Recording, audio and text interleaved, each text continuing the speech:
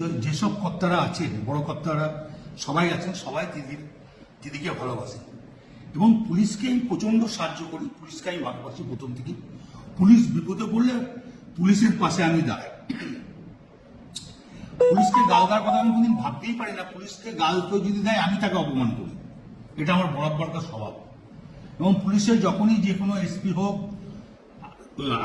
SDPO হোক, additional SP হোক, যারা আমাকে যখনই যা বলেছে যে এটা দেখে দিন, আমি দেখে দিয়েছি। পুলিশের পাশে সবসময় লোক দিয়ে যেমন করে হোক আমি তার কোনো ঝগড়াঝাটি করতে দিই না। আমি খুব দুঃখিত, কারণ আমি ওষুধ ফষুধ রাখতে খাই তো অনেক ঘুমার, আর আমি এখন 10টার সময় ঘুমিয়ে যাই এবং ঘুমের ট্যাবলেটও খাই। সেই সময় ঘুমটা ভেঙে যায়। নুরুল যে ছেলেটা আমাদের খুব ঘি দেওয়ার খুব ভালো ছেলে, ওর বাবা বলতো আমাদের দল করতো, বাবার করার পর ও দল করে, খুব নিরীহ ছেলে, ভালো ছেলে। ওকে যখন শুধু মেরে পাহাড় ভেঙে দিয়েছে আমার মনটা খুব খারাপ।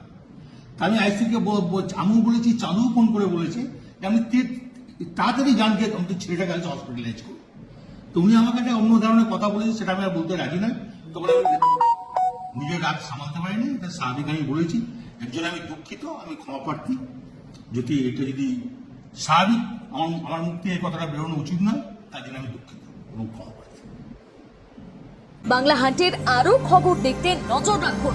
বাংলা খবর মানেই বাংলা হান্ট।